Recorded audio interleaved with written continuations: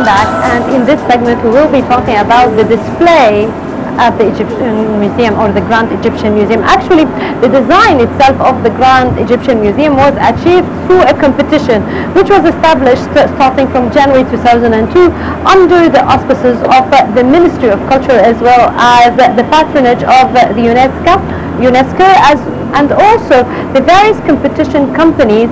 They introduced various designs, but then the Japanese design won, and we can see the building beside us. There will be around 100,000 monuments transferred to the museum, 50,000 on display, 50,000 in the storerooms, and if we will notice also the display itself will be set in a different pattern. We will be learning more about that from Egyptologist Mona Noman, and she is the display director at the Grand Egyptian Museum. Good afternoon. Good afternoon. Welcome to the Grand Egyptian Museum. Thank you, Mrs. Mona. And tell us more about the plan for this Grand Egyptian Museum, the divisions, the halls, and let's start with the very beginning, the entrance. Yes. What are the statues that will welcome the visitors? Okay, at the beginning, you will see the huge statue of Ramses II, which is a famous one. You know, it's already now in the structure place. It will welcome the visitors, and after that we will have a very unique gallery which called the Grand Staircase. It's very unique because it's a vertical gallery, goes ascending the stairs with different elements of the ancient Egyptian heritage, shows the huge pharaohs and the very big statues and architectural elements showing the divine king in ancient Egypt, and several tombs, and at the end of the Grand Staircase you will face the view of the three pyramids of Giza, and this way we will make a connection between the visitor and the museum, which have already the different artifacts from the prehistory period until the Greek-Roman period and the Giza Plateau with the Great Pyramids. And to the right side of the Grand Staircase we will have the two main galleries of King Tutankhamun. And to the left side we will have the rest of the galleries, which going tray A, tray B, tray C, tray D, going chronology with different stories and thematical routes. Now, would you tell us about the sections of the museum? How many floors is it going to be, as well as the various sections of it, please? Okay, first of all I would like to talk about the gallery of Tutankhamun, which consists of two galleries. This will be considered as a museum itself because it has a scenario different from the whole museum concept. It will show the secret elements of King Tutankhamun because it have a mystery questions and the mystery life. We have a key message about that gallery. We are trying to unlock the secrets of Tutankhamun. The other side we will have the four galleries as I mentioned. Beginning from tray A, which will refer to the prehistoric period, early dynastic, pre-dynastic period, and the Old Kingdom, and first intermediate period. After that we have tray B, which will talk about the Middle Kingdom. Tray C will talk about the New Kingdom, and of course we have after the Middle Kingdom second intermediate and the New Kingdom. And then tray D we will have the third intermediate period, the late period, and the Greek-Roman. When our museum will end, we won't talk about the Islamic period or Coptic. This refers to the Civilization Museum. Okay, we saw the display in the museum, Egyptian Museum in the Tahrir Square. Yeah. And this museum, of course, you have a new plan. Yeah. And also it includes the latest technology. So what's new regarding the display, and what kind of technology that will be used in the museum? From the beginning, the Grand Egyptian Museum works with very high technology through the labs and conservation, through the database. And for museum display, we will take different elements of audiovisual. We will try to make it such as international museums.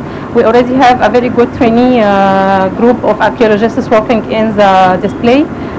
They had training in different museums around the world and have courses inside Egypt. We will try to get some media or some audiovisual elements, as I mentioned, which will help the monuments to be shown to the public in a very good way. But at the same time, we will keep the heritage in its current case.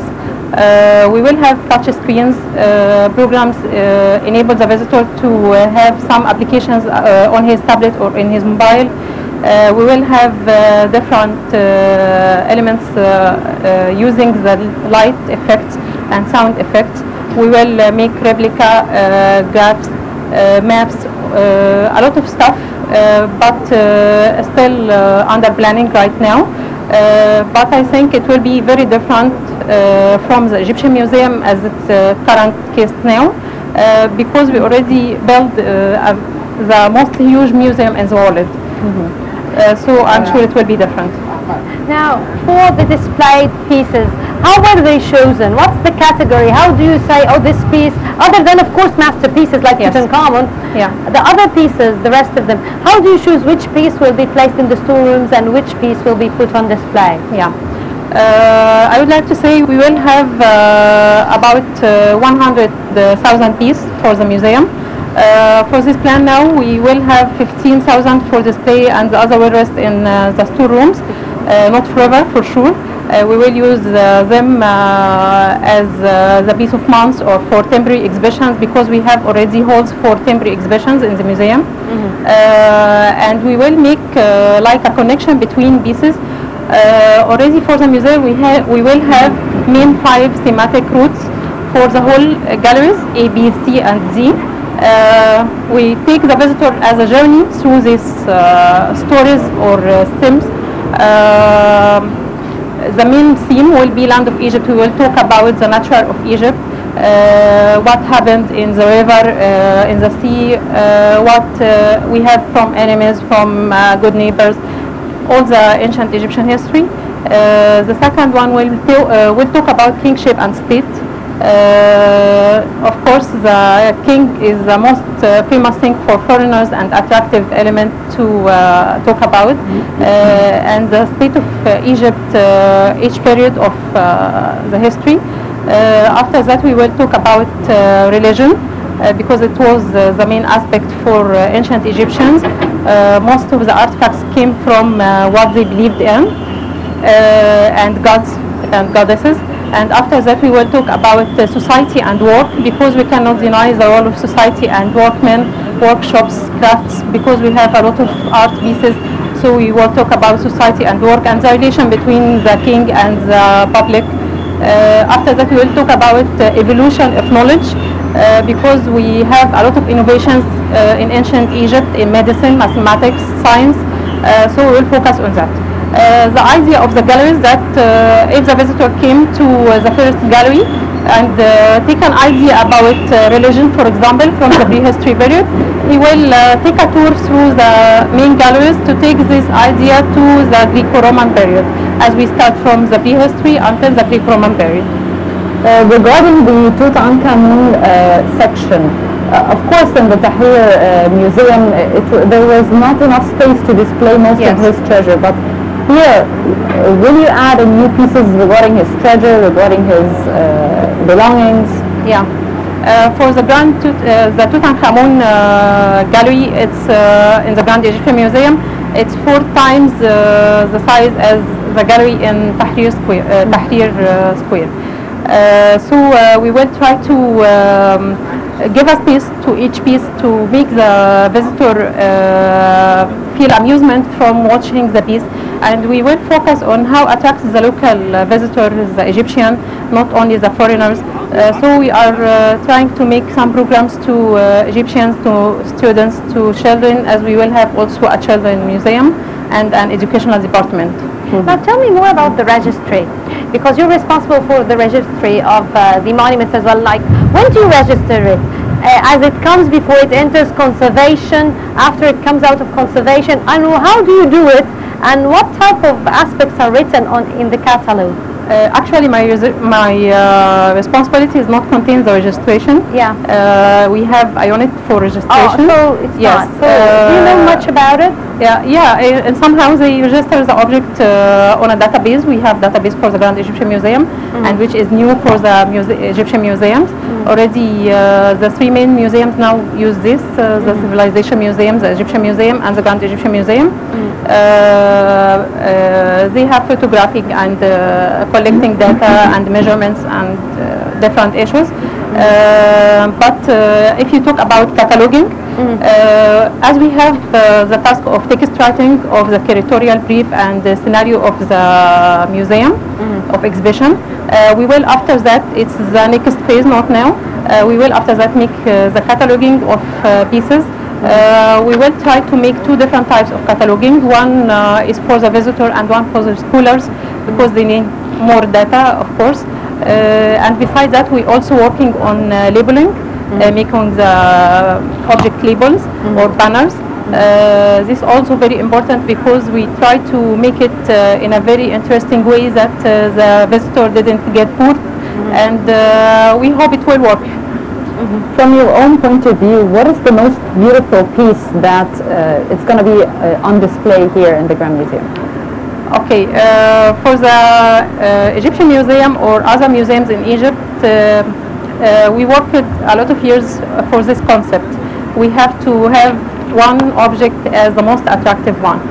For the Grand Egyptian Museum, we are trying to convey this concept. We are trying to make every piece as unique one. We are trying to make a scenario which makes the piece itself is attractive. The visitor will be attracted by different methods, not only the object. That's why we will have different objects for tours, because we will have, as I mentioned, the temporary exhibition. We will get some, we can say make a temporary exhibition each 2 months or a month. We will manage it to make it attractive and to give another view for the monuments. Now, the display that would be under the term of museology. Yeah. Now, do we have that special department, a museology department at the Faculty of Archaeology? And if not, do you go abroad to take courses? How do you train your crew? Would you tell us more about that? Yes. At the Faculty of Archaeology, we had 3 departments or now they are 4, I think, for Egyptology, Islamic, Greek-Roman, and the conservation. Yes. But in Helwan University, we 2 years ago, they started to get a high study for museology. But for our colleagues, we trained under very well-trained foreigner trainers, and they give us a lot of ideas about exhibition, because when you see an exhibition outside Egypt, your first idea, is it suitable for our monuments or not? But they help us every time we need them, and they give us a very good ideas.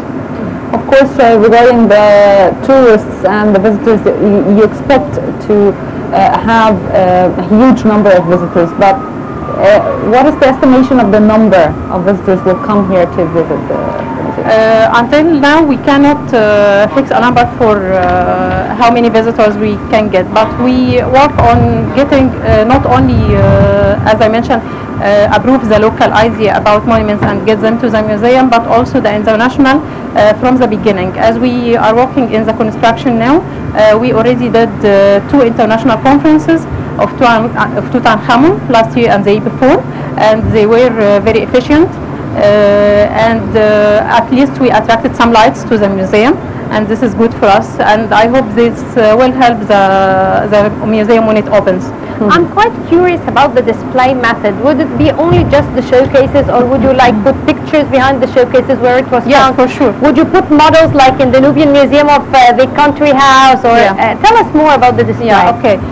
For example, we have something about cave art and inscriptions on the walls. We are trying to make an artificial wall like caves to give the feeling of caves for the visitor.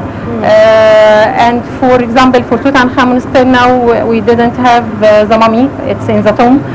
So we are trying to think about if we can have it, or we will replace it with a picture or with a replica. We will have a lot of that because we are not only showing the object, we are making, as I said, a story behind the history. Of course, abroad in any foreign country, most of the important museums, for example, in the U.S., like the Metropolitan, which is one of the hugest in the U.S., and others in France and Britain, they depend mainly on the pharaonic section, which is the most attractive for all the visitors there. Yes. We here are only making